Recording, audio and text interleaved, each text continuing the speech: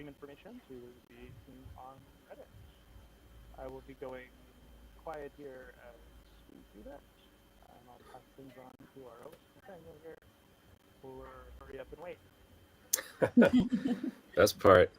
All right, icebreaker question. So how many of us have a cat in the room or in the house that is possibly going to appear on the stream at some point? Show of hands. Just two? Oh, I'm the odd one out. Not me. No? No cats. Why not? Not allowed in my building, actually. Will there be any animal content coming our way from Sylvie's house? I wish I had like an aquarium or something that feels like it could be on theme for my book, but alas, no. That's true. I guess we should, I meant to ask you guys, so I'll do sort of a quick round of introductions before we let everybody introduce themselves, but I wanted to say, this is Sylvie Cathrall, and she wrote A Letter to the Luminous Deep, right? Is there a particular book or anything that you guys would prefer that I mention? Sylvie, we'll start with you. You're at the top of my list. Is that the good book to drop? That's my one and only book, so please Perfect. tell me that one. That's the one. Wren, I've got Practical Potions and Premeditated Murder, and I've been practicing saying it. It's a tongue twister.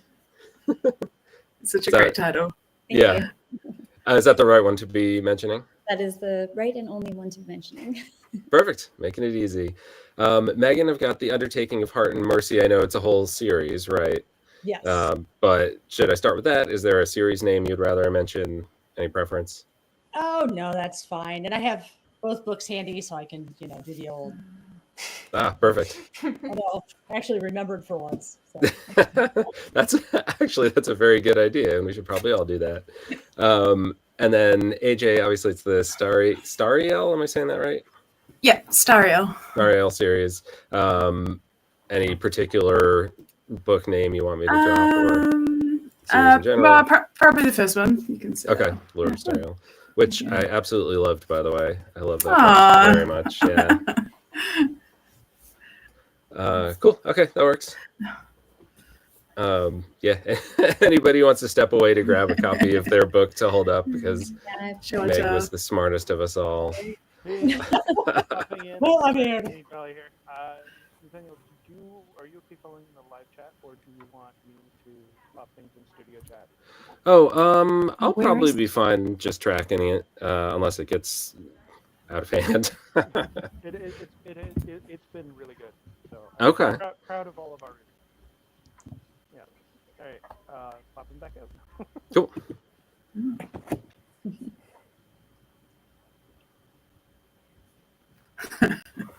All right.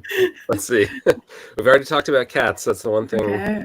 That was a good question. That's all I got. Yeah. There was a question coming out that asks us to recommend or talk about other one book, and I've got 4 or 5.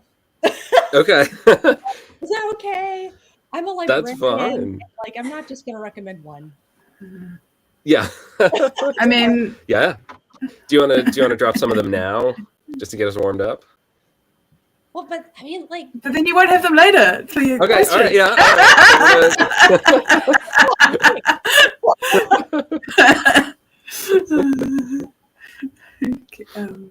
Can't have that. Yeah. So are you like a librarian, a public librarian, helping kids find books and that kind of thing? Librarian with a degree from an ALA accredited institution. Yes. Nice. That's awesome. Carry the librarian card, but I'm not actually. I'm writing full time now, so I'm not. Well, congratulations. Thank you. But, it's also partially doing the mom life thing too. But Right. I miss it. I miss working in libraries. Yeah. I ask, so my brother and then my best friend both have library degrees, but my brother's like a medical archivist, and then my friend works for the Library of Congress. So it's like, they're librarians, but not like librarians, They are. We're all. It's the great family of libraryhood. Yeah. We're all nerds with each other. So Yes. That much is definitely true. It's a perfect cozy career, though. Yeah. I think it has like a cozy reputation, but like if you actually work in a public library, Oh no. it's wonderful. But like every day is an adventure. I'll tell you that. I was a children's librarian, so that I don't know. Maybe that's extra cozy. Yeah, that is the coziest one, I think, officially. Like if you look at the rankings of cozy careers, that's really high up there. Yeah. It is story time. You just have the best conversation with kids. Like, they're just weird, and it's great. I had a kid once who he came in and he was like he was short for his age. He was probably like 10 years old, and he was just this tiny guy, but he spoke and like carried himself like a 35-year-old. Giant wristwatch, I remember that. And he told me, like, he waited till his mom was out of earshot. He even said, thought she'd never leave. Oh, no. And he goes, here's the deal. I'm going to build a time machine. And he was serious. He was good. And I'm like, all right, what do you need? Let's make it happen. It was great. Like one of the best days on the job.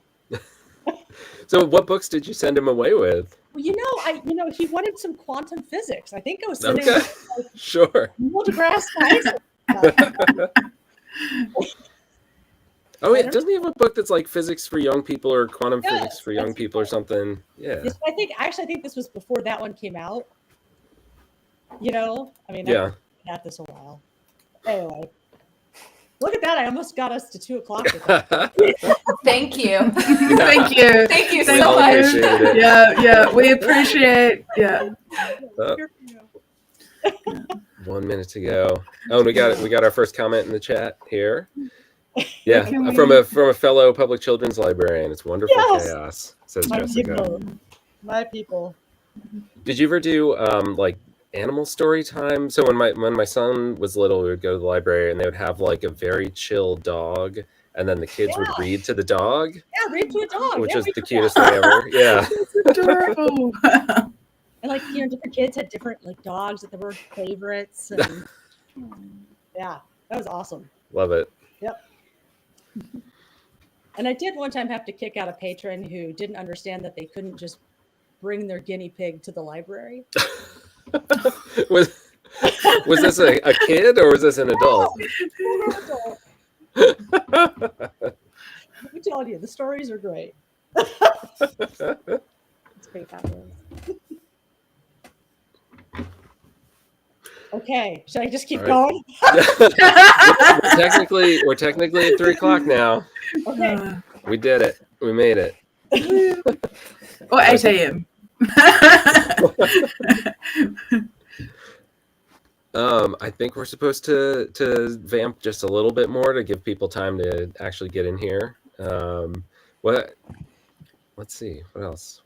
I mean, I love libraries. I do all my best writing at libraries. I used to work literally the building over from our big public library in Portland. So on my lunch break, I would just walk over there and like hole up. They had like a quiet study room, and so I would just hole up in there for an hour, and I got so much more work done that way than now I'm working from home full time. And it's like, there's just, it's chaos everywhere. And I don't know. Working from home, like it's very distracting. Yeah, exactly. And I don't know how the folks here who are full-time authors, I don't know how you do that. Or do you just leave the house? I go to the library a lot. There you go.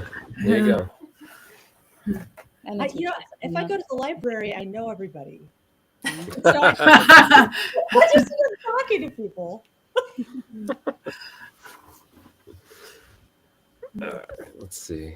We're still vamping. I met a cheesemonger at an Oktoberfest last night. That was I'm loving these anecdotes. I'm just like, I don't know, I'm just doing anything. Yeah. And sommelier of cheese. Like he's certified. He's like the only one in the state of Kansas. It was fabulous. Really? Yeah.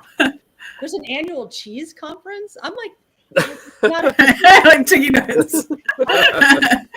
nothing says cozy fantasy like a cheese conference. Yeah. I feel like I have a lot of opinions about cheese. I don't know if that makes me certified or like, is there a test you have to take? Did you find these things out? Yeah, there is. Okay, all right. There's 2 levels. So it was fascinating. And now I want to go to the cheese con. So there's only one in all of Kansas, though. Yeah, like that is like certified at this level of cheesiness. Okay. Cheesiness level. The cheesiest person. He was very humble. He was polite to chat Well, with. cheese people, you know. People. People. What about? Let's talk a lot more during this panel. Yeah. People are here for the cheese talk. They don't care about mystery. Not here for cozy fantasy. They just want cheese. 1 solid hour of cheese material. That's what we're doing. How do you feel about mold? Strongly against. All right. I'm getting the high sign. Oh, no. I'm being told 3 minutes. I got all right. And then I got 3 minutes. My anecdotes. We're almost there, yeah. Who else has a cheese-related story?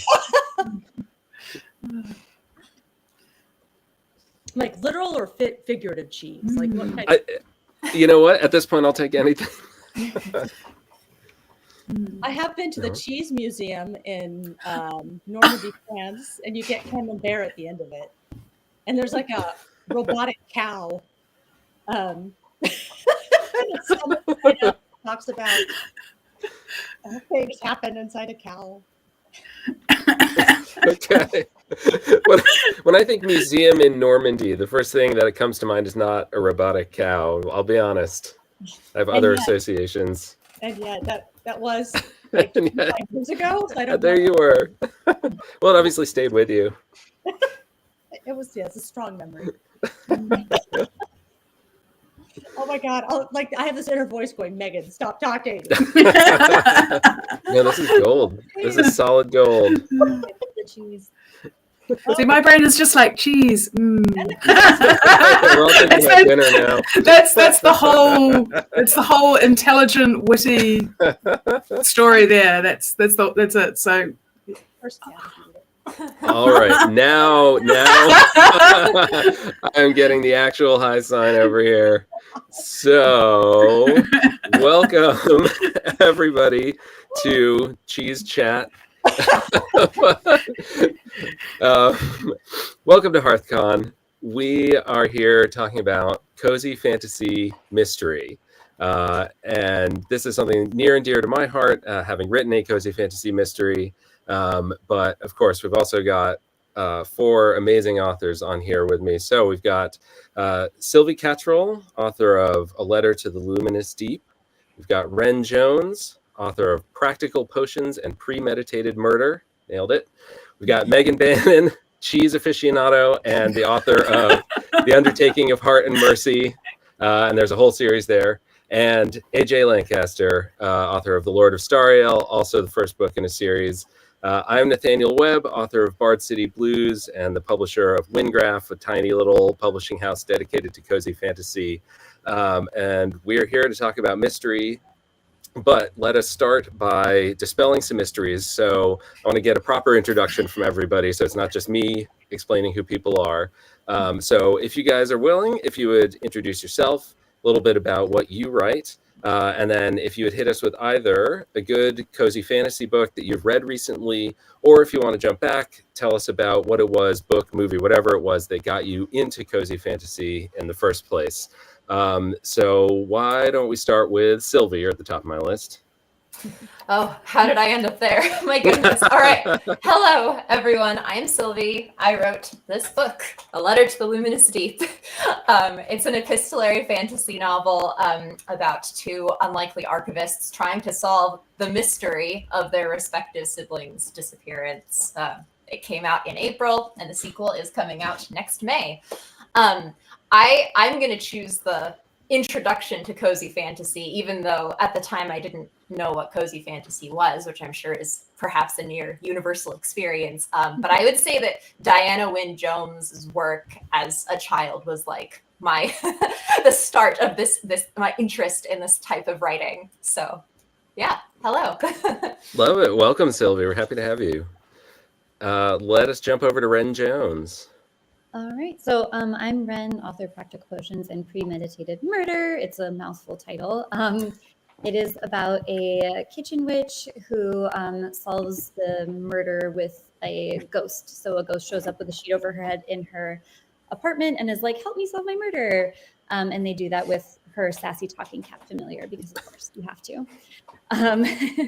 So the sequel should be coming out later this month. It is kind of a series, but you can sort of jump in whenever. And I'm going to actually say the same. I got into cozy books in general, mystery and fantasy, after the birth of my daughter 3 years ago. So I was like much more of like a true crime girly. And then it just was too much when you have a little baby girl. And so I started reading cozy mysteries and cozy fantasy, and it was just a really beautiful escape. So I wanted to be a part of that. Love it. Welcome, Wren. Thanks for joining us. Let us hop over to Megan Bannon. Hi, I'm Megan Bannon. I'm the author of The Undertaking of Heart and Mercy, and most recently, The Undermining of Twyla and Frank. And these are standalone books. So if I did my job right, you should be able to read either one of them without reading the other one. Although feel free to read both. And my newest one, The Undermining of Twyla and Frank, is a little more of a deliberate mystery. So basically, Twyla and Frank are longtime best friends and next door neighbors who are also kind of law enforcement officers in the magical world of Tanria. And their mystery kicks off when they find one of their fellow Tanrian marshals dead and covered in glitter. So it kind of takes off from there. I love it. I think we're going to come back to that for one of the questions that I've got for a discussion panel. But before we do, AJ Lancaster, how are you? Hi, and happy to be here. I am the author of the Stario books. This is the first one, which are kind of gas lamp, cozy fantasy romance. And the first one has a sort of minor inheritance mystery around who the new chosen ruler will be. And my latest book, which is also in that series, but works as a standalone, is even more of a mystery. It has a murder mystery, a dead body in a greenhouse, and it's and also a lot of romance, which you can probably tell by the title. And in terms of, are we going recommendations or how we got into cozy fantasy? Or Whichever one you want to do. Author's choice. Well, cozy fantasy series that Gaslamp I've been enjoying recently is Rosalie Oakes' the Lady Averley's Guide to Truth and Magic, which is about a sort of spinster in Regency England who has the magical power to tell if people are lying or not. And it's a great mystery with like floating skulls appearing in the library, and Nice. sort of, yeah. I did Excellent. Yeah, I was just going to say, we didn't get one from you, Megan, and I think you had something for us. I wanted to, I blurbed the hell out of Sylvie's book because I was Thank you. oh my gosh, I mean, it's beautifully written, and I'm kind of old. I don't know if you could tell. And so it's really hard to show me a book at this point in my life where I'm like, wow, I've never read something like this. And that's such a delight and a pleasure. And I've never read anything like Sylvie's book. So pick that up. And I'm sorry, I'm a librarian, so you're getting a few.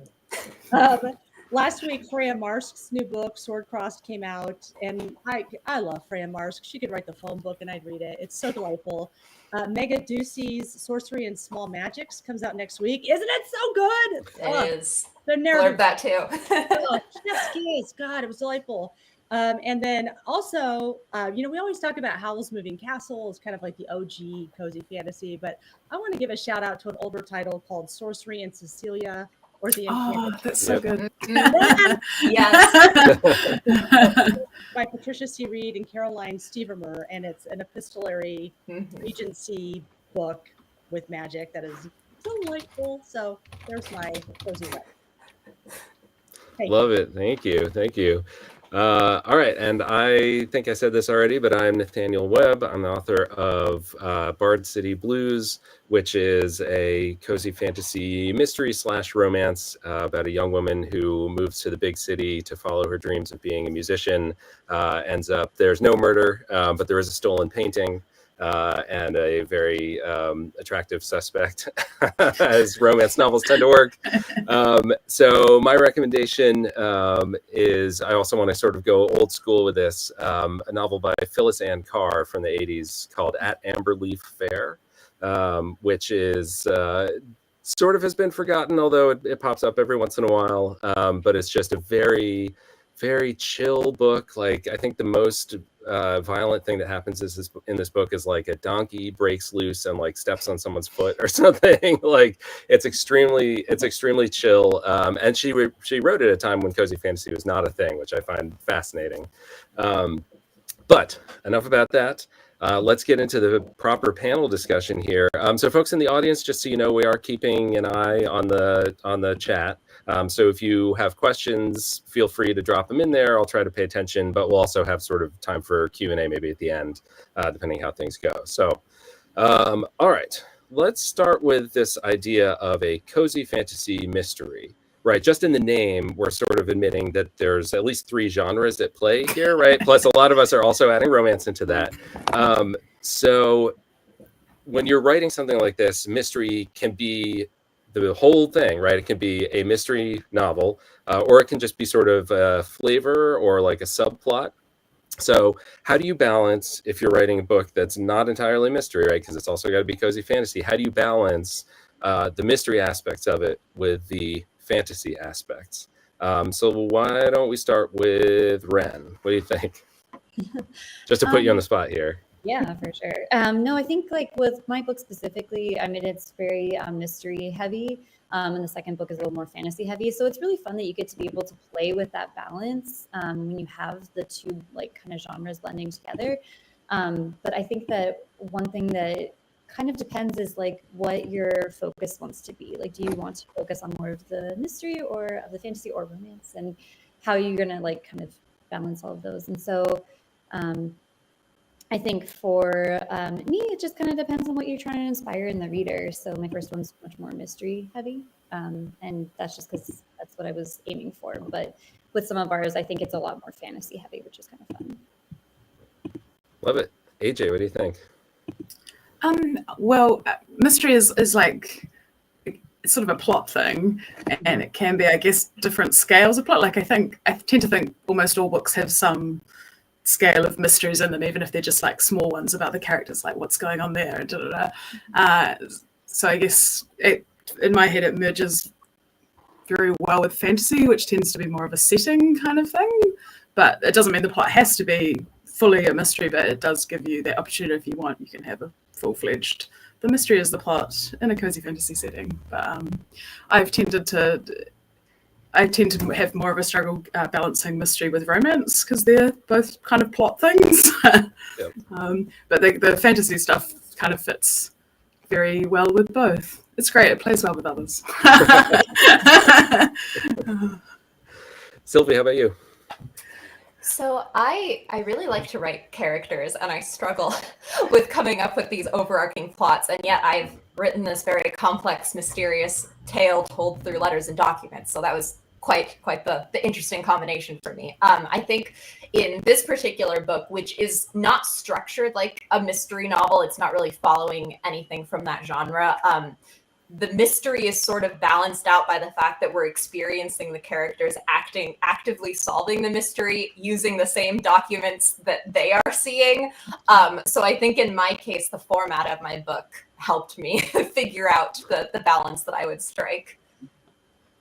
Interesting. Okay. And Megan?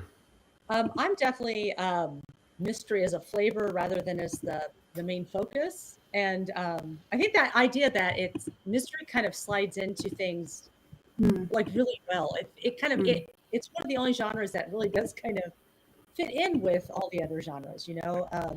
And like my books are all the genres. It's like everything in the kitchen sink. I mean, the romantic comedy forward, but in a fantasy setting. But the fantasy setting feels kind of like the Old West meets kind of small town slice of life. And there's also zombies, and I mean, and so like there's always a mystery to solve also, and it's almost like the mystery helps glue it all together, I guess. Yeah. Yeah. I feel like mystery is very structural sort of genre, kind of like you were saying, AJ, right? That it gives you a sense of how you can lay out the plot, which can be helpful. What I didn't say for mine is that I knew I was writing a romance for my murder mystery run, and I was like, I need them to give them something to do while they fall in love. So that's why that one is a murder mystery. So this kind of came up when you were talking about your book, Megan, this idea of murder, right? In your case, murder with glitter, I guess. But, outside of fantasy specifically, a lot of cozy mysteries will start with a murder, right? They start with the discovery of a dead body. Despite that being, if we're honest about it, kind of uncozy, right? You think of like Murder, She Wrote, and it's like, how many people are going to die in this little town? Like, what is actually going on here? It's sort of messed up when you start poking at it. But so first question is, in your books, do you do murder? But more generally speaking, how do you make crime and the idea of criminals, right? How do you make that cozy? How do you keep it cozy while also giving yourself enough to work with that you have a proper mystery? Why don't I start with you, Megan? I'm interested about this glitter thing. Well, I think glitter inherently makes things a little cozier. Because it's really funny because I'll hear people talk. I was surprised when The Undertaking of Heart and Mercy came out. And like a lot of the response was, oh, it's just so cozy and it's so cute. It's also a book about death. Like the main characters, one of them hunts zombies, basically. And the other one's an undertaker. And it's all kind of this like exploration of facing your mortality. But like it's a rom-com and there are jokes. It's just a kind of an odd combination. So I think a lot of us have romance in our books, and specifically a romantic comedy. I mean, I like to think the jokes are pretty good. And I think that kind of offsets some of the darker stuff that's lingering in like a murder plot, for example. That at its heart, you're still following kind of two people that you can relate to who are slowly finding their way to each other one way or another. So I think maybe that might be part of what makes that cozy. And also I think cozy fantasy, because it tends to be more like everyday people rather than kings and queens and assassins and stuff, that it becomes a little more down to earth and relatable. It becomes a little more Murder, She Wrote, Yeah. Which makes it a little less threatening, maybe. I don't know. I'd be interested to hear what everyone else thinks, because I might be talking out of my ass.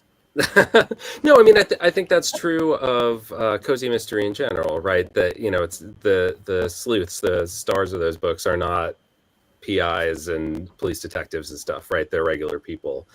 So yeah, I think that is a big part of it. Sylvie, how about you? What do you think? Well, my book does not have any murder in it. There you go. But there is a disappearance, and it's a disappearance that has caused a great deal of grief and mourning for two of our protagonists, and that's a very heavy topic for anyone who's personally experienced that. And I think that what I hope to accomplish to sort of balance that is to show how these people connect with each other through their grief, and the friendship that emerges out of that helps them both heal and to figure out their way forward. So not quite the same, but if we're talking about like, serious, scary things and their place in cozy fantasy, that's how I handled it in my book. AJ, what do you think? I think a lot of it is kind of about like the vibes. Yeah. Like I think like you can kind of have quite a lot of like murder and death and zombies as long as like the vibes are cozy, and that I guess you feel like, well, yeah, but the main characters are not gonna die, they're gonna be fine. And like, yeah, I think it's just in a sort of like, I guess, optimistic kind of uplifting kind of feel of the story overall, that it doesn't you know, like some bad things might happen, but it doesn't feel like that's where we're going to leave things. You know? Yeah. It's like things are going to get better, you know, and we feel confident that we don't have to worry too much about, you know, terrible things happening to characters we love. I'm going to say that I have gotten kind of an earful from a few readers. About what? Terrible things happening to characters. Oh, no. But I think you're right. Vibes. Vibes. Yeah, sort of a total thing. But that does raise an interesting question about setting expectations, right? That if you're going into a cozy fantasy, is it safe to assume that all the main characters that you love are safe or not? I don't know. Sounds like you ran into that, Megan. I did. Because I know I want to hear what Wren has to say too. I am not kind to my characters. Wren Jones, what do you think? I would say that for me, kind of what makes it distinctly cozy when there's a murder, like having come from like a more dark true crime, like dark reading, is in a lot of ways it's either like the manner of death or like what happens after. So like usually the murder with cozy is like off screen. It's not violent. There's no like assault or anything happening, you know, and so it tends to be like a little bit quieter and it's off screen, so you don't have to like be in it. And then like with paranormal or like with fantasy, you can have that aspect of like, there's a ghost. So like, yes, she's dead, but she's still here. And I think that can make it feel cozier because it's like, you know, death is not the end necessarily. Like there is something after that the characters can kind of hold on to. And like AJ was saying, I think it's just straight vibes. Like if, you know, if the vibes are good and they feel safe throughout, then I think that it has that kind of cozy feel. And then if we're getting a little kind of disturbing with it, I would say too, if like the character that dies is unlikable, that's fine. But you're like, it's not one of like the good people that you were reading. Exactly. No, and I do think that's true in cozy mystery generally, right? It's the person who dies. It's usually like it's not somebody from the community. It's like somebody who is visiting their town or whatever, and like they happen to be a total jerk, right? And so you're almost giving like authorial endorsement, like that's all right. Exactly. Yeah. They were rude to Rachel. It's fine. Exactly. Megan, did you have something else you wanted to jump back to there? Or? Okay. No, not at all. It's great. No, I definitely, you know, if people want to jump in, please jump in. I mean, I've got sort of a list of questions to spur us, but by all means, you know, if you have thoughts, we want to hear them. So let's move away from the question of people getting murdered and talk more about the cozy fantasy aspect of it. So I'm curious to know sort of what does cozy fantasy mean to you, or really like what about it appeals to you, right? What's your favorite trope or your favorite aspect of a cozy fantasy that you wanted to bring into your book? And then how does that sort of play into the mystery part of it? So I don't know, AJ, let's start with you. One of the things I like about, I guess, fantasy in general, but I also think as a thing for cozy fantasy, is sort of like small world building details that you kind of get to focus on, like a sort of mundane thing, but with fantasy twist.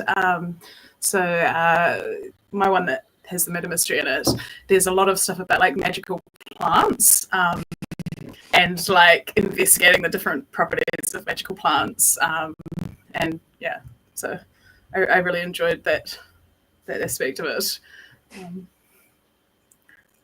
Yeah, it looks like you are a plant person. I mean, at least based on everyone is sure. Yeah. I don't want to make assumptions here. I don't know how these plants got here. Yeah. That's the mystery. Wren, what do you think?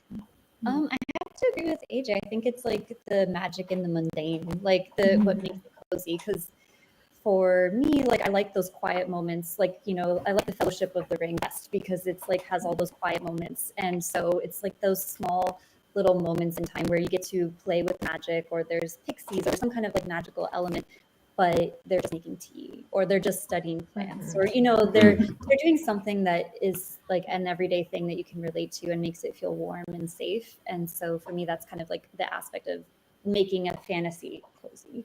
It's focusing on those details. Yeah, I published a story once in the first issue of Windgraph, which by the end of it, it's like sort of turned into this epic quest with some dark aspects of it. But the reason I loved it so much is it starts with the main characters who are pixies. This is why I'm thinking of it. But it starts with them like drinking tea out of acorn cups, right? And I was like, I read that and I was like, I don't know where the story is going, but I'm already in love with it. And then it turned out to be something way darker and, you know, magnificently written, of course. But yeah, I was like, acorn cups, I'm here for this. Megan, what do you got? I I hate to just agree with everybody else, but I think I do think there's the kind of that there's a slice of life aspect to cozy fantasy that I really love. That it's like I said, it's not like the big important people going, oh my gosh, we're dealing with this big epic problem and we have to save the world. It's like, well, even the problems in the book are treated more like, oh, ants got in the kitchen again, as opposed to, like, oh, like a zombie got loose again. And it's that this is not extraordinary, right? It's like somebody's everyday life that we're experiencing, and so it feels really relatable, and so I really wanted to kind of write a fantasy that was like more about just everyday people and people that feel like me. I mean, I wrote a love story between middle-aged people in their 50s, who are like their neighbors, and they have grown kids, and Twyla's grown son like walks into her house and starts eating her cereal. But, it's mystery, and there's also dragons, so it's like so that's kind of like mixing that kind of mundane everyday with things that feel extraordinary to us but may not feel extraordinary to the characters. I think that's kind of where the fun of it comes in, and the coziness. Yes, I absolutely agree with that, Megan. And in fact, in my particular case, it's sort of the interesting combination of we're just pen pals talking about our everyday lives and the things that we do, except one of us lives in an underwater house and sees these weird sea creatures all the time outside of her window. And like, I think having the ability to take the time to relish in those nice, calm moments and just sharing what people are doing and like building connections in this relatable way is a big part of cozy fantasy for me. To add on to that, I'm also very into the cozy fantasy research side of things. I think there is nothing cozier than people studying things together, and that's like 99% of my book, honestly. So yeah, the things that you learn, actually, and that's sort of an overlap between mystery and cozy fantasy, right? So you learn all sorts of weird, obscure facts about, how is soap made, or, whatever it is, while you're researching these books. I love that kind of stuff. Let's keep talking about the underwater house and the dragons and all that sort of stuff, right? So, because writing a mystery story in a world full of magic is really hard, right? Because magic, by definition, essentially breaks the rules of the world as we know it. And so you can't throw that up against, like your classic Sherlock Holmes type character who has, learned every type of dirt in London or whatever, right? And then start breaking the rules of reality. So how do you write a mystery story that's fair to the reader when there's magic around? We'll throw it to Sylvie, since you were talking about underwater houses. What do you got? Yes. Well, it's a fair question whether it's fair in my book or not. But I think for me, there's not exactly like a traditional magic system in my book. There are a lot of inexplicable things that are just kind of out there in the universe that are not explained. And I think the way that I tried to approach this was I established from the beginning what this world is and what things are expected in this world, some of which are very unexpected in our own world and fantastical to us. And then over the course of the story, revealing that the mystery behind this has an explanation that has been hinted at in a way that I think builds towards it. I think it's also the case that the mystery at the heart of my book is kind of an inexplicable thing. And because it begins as being an inexplicable thing, the fact that there's kind of an inexplicable solution to it maybe works. I don't know. At least that's what I'm going with. Yeah, but you're setting expectations up front, right? Yes. And absolutely. Yeah. Absolutely. Wren, what do you think? I think for me, like from a writing perspective, is just like being the pantser versus plotter kind of vibe. You know, when you're writing a mystery, you have to be like very intentional about your plotting and how you're going to drop in those nuggets. Oh, or not. We're gonna get some pushback apparently.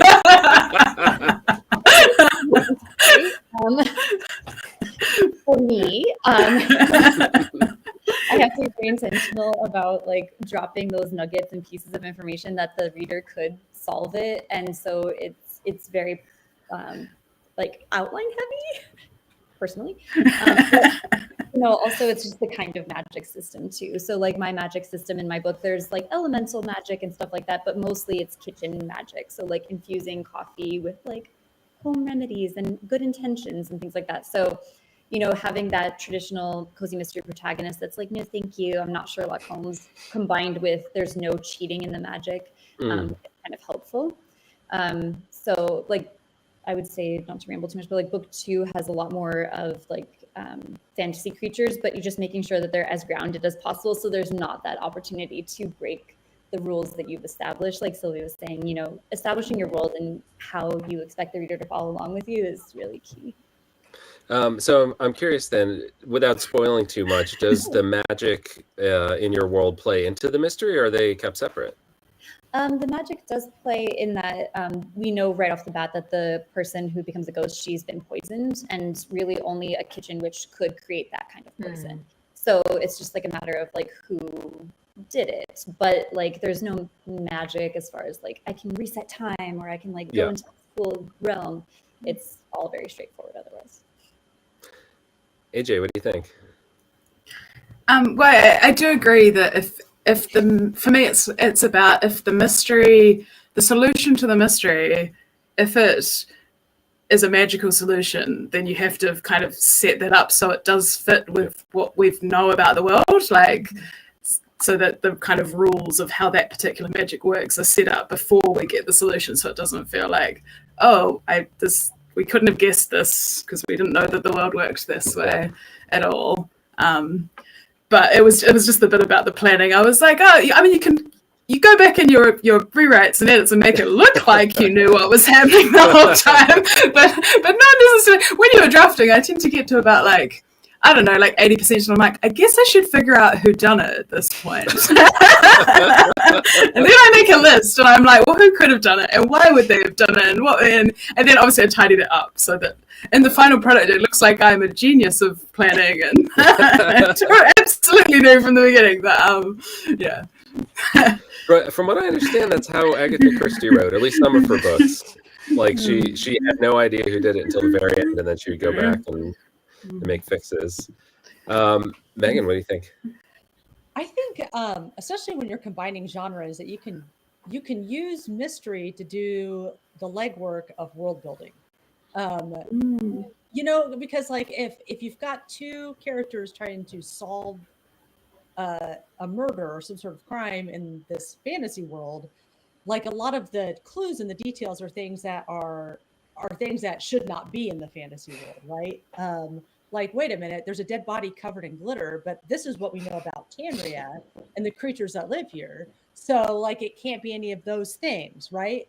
And it, so I, especially in The Undermining of Twyla and Frank, I really kind of use the mystery plot to kind of fill in the world details that people would need to know to understand that world that the characters inhabit without having to kind of start from scratch, since it's the second book in like a series of standalone books set in the same place, if that makes sense. And so a lot of it was in the process of finding clues. It's kind of like you have to kind of describe the landscape where that clue was. And that helps you kind of build in the rules of this weird place they're inhabiting.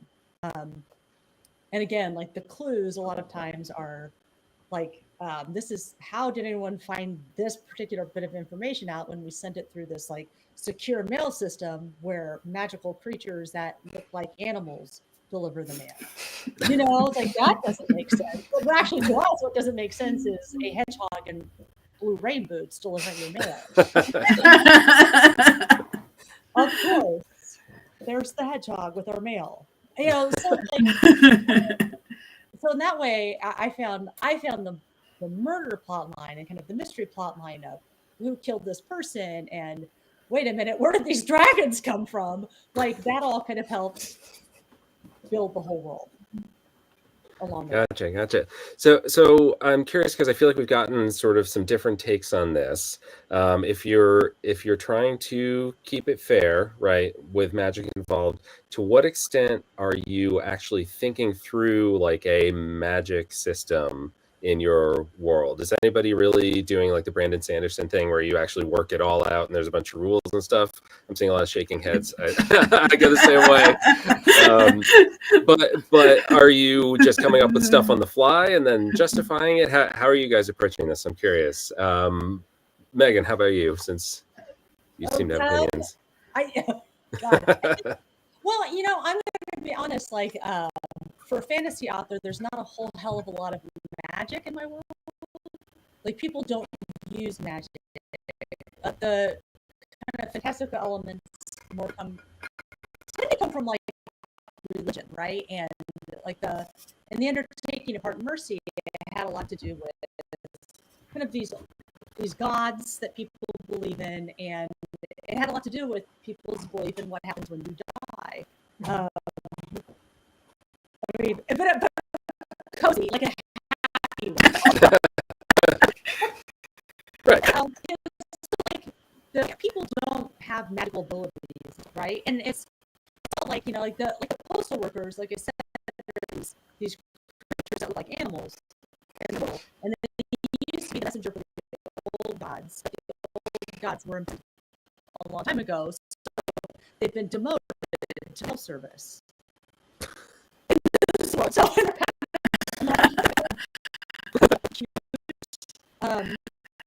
I mean, but that's like that aspect is magical, but that's kind of like right. In this world, the postal system is kind of dealing with vibes by magical, and that's an established rule. And if you know that, then you don't mess with that when you're creating your mysteries. But as far as just like people go, even the demigods as well are just people. They don't have like a whole lot of special abilities. I mean, that's the main character in the first book and see the human soul. But it's not like just that. Okay. Magic is an everyday part of life. It's they have kitchens. They drive amphibious vehicles that are basically cars. I mean, it's like the things are kind of weird, but they're not. It's not necessarily magic, and so it's not as hard to build the mystery in because the mystery kind of more fits into our own sense of reality, or maybe I'm just hallucinating.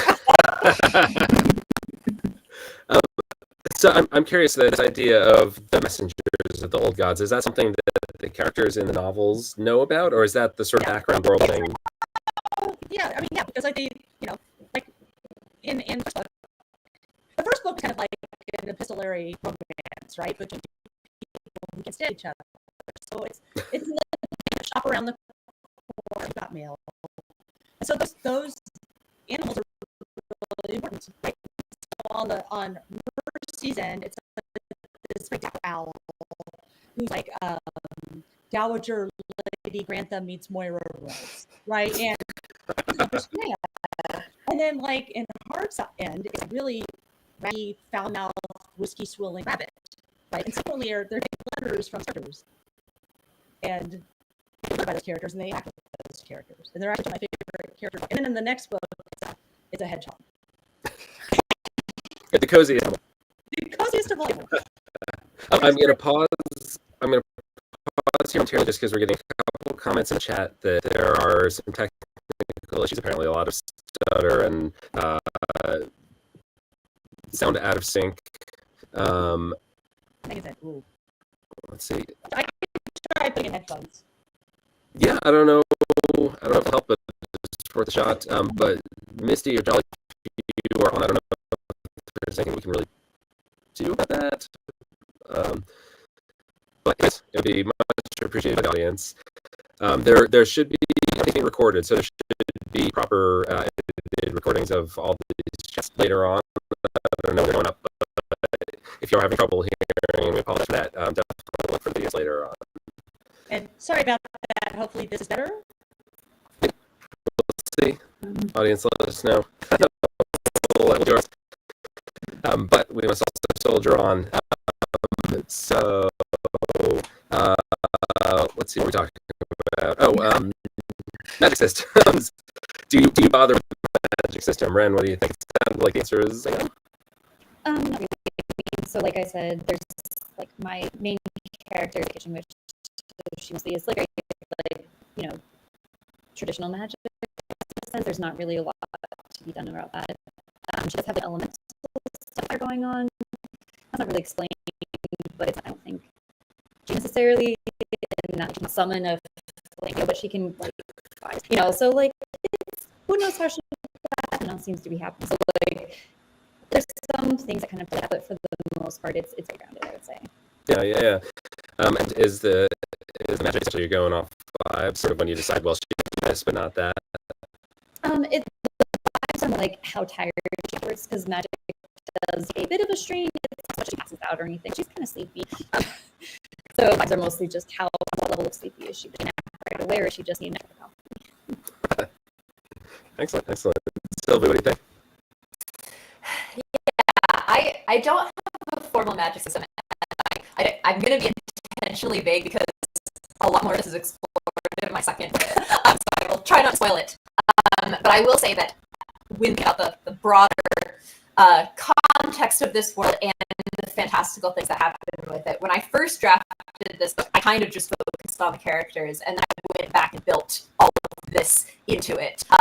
And having that experience, I was then very thorough in my planning for the book, and I did actually write a very detailed outline to explain these various things, which I did not do in the first book. And it kind of changed my life in terms of writing my epistolary novel, which was like, there's a spreadsheet. There were lots of people me trying to keep this in track. So what I'm trying to say is, despite the fact that I haven't established a formal magic system, and like in Megan's book, people don't use magic in my books in an everyday sense. That's not something that's common in this world. I did do a lot of planning of how magical things in my book fit into the universe in which they are occurring, if that makes any sense. Sure. So not a magic system per se, but at least there's a I don't know how you put it. Yeah. I love that. Hey. So how about you? So I do have quite a lot of magic in books, and I have magic and fairy magic, which we're doing. But in terms of when I established a rule, like, you know, I try and write down like a little explanation, like, okay, that's how that works. Remember that later if you try to fix the opposite of that. But I did build it all in one go before I set out. There's going to be a theme somewhere. So it's like, I felt it on vibes and edits was like, okay, maybe we should have more consistency.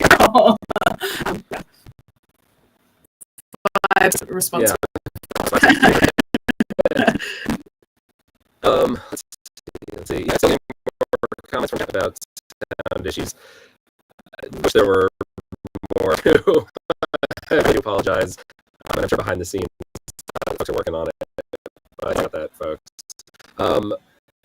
Let's see. So we talked a bit already about cozy mystery writ large, right? Which is extremely well established. It's got its own shelf of bookstore. It's got its own rules. It has to play it by. Right? It's around forever. This that fantasy mystery kind of slots in there, or are we basically another part of the cozy mystery? Are we doing something different? Are we part of the fantasy world? Where would you say our thing fits in with your thing? Sylvie. I want to ask my book really isn't a mystery, also I think that it's sort of for this particular example, there's like the fantasy it's a fantasy with mystery flavors, so I would categorize it in cozy mystery genre. That said, I would write an actual cozy fantasy today, and I really enjoyed more about that. I also a little bit of imposter.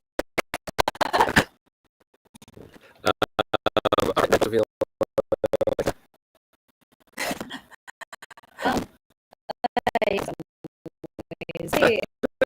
Will do. I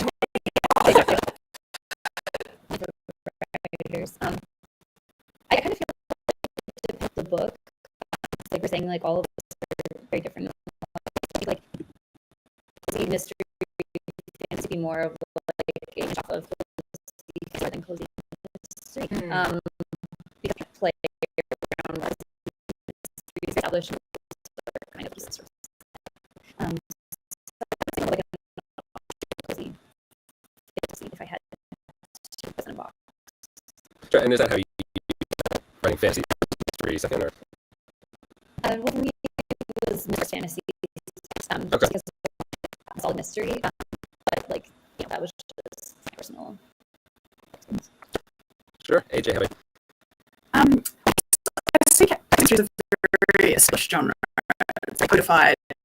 There's like strong, you can't kind of labeling of that. So I sort of feel like, even though mystery sort of sounds like it's coming from mystery, it's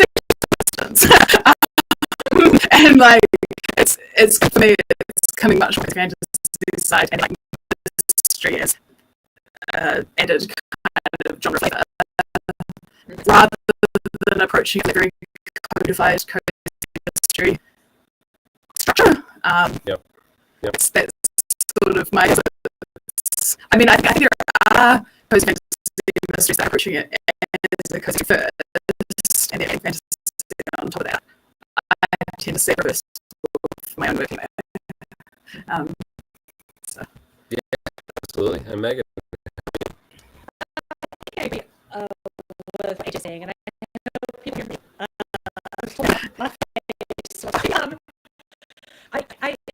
I suspect, I think fantasy itself is kind of new scene. I don't know if we have like a really solid expectations about what it is. I feel like it's kind of our catch-all term for fantasy stuff that is like a lot of genres together at the same time. Yep. I think this is what's happening. And why this kind of cozy fantasy mystery thing is part of it.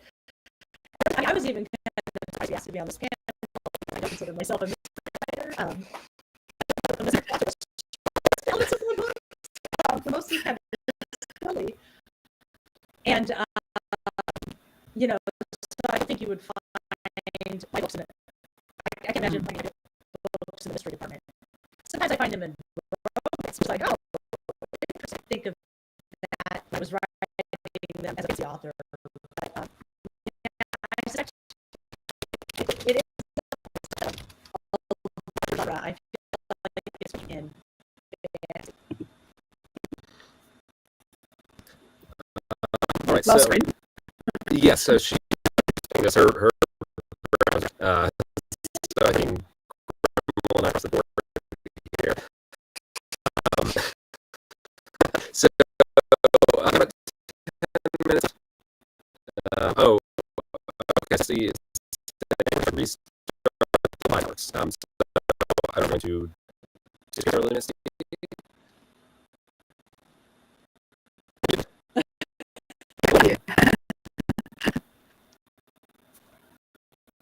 She said, but Something that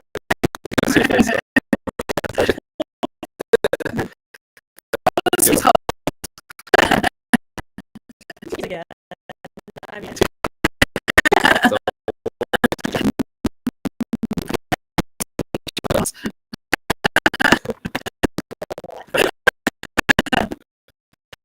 while we're waiting for the test, I've got left to get some from our live stream audience.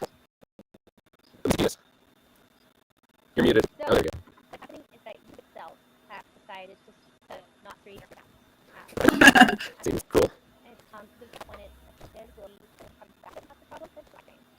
If we still have about a minute, you guys did you want to start the live and get back in? Keep going? Yeah, I think that would be a good idea. It seems like people are having fun. So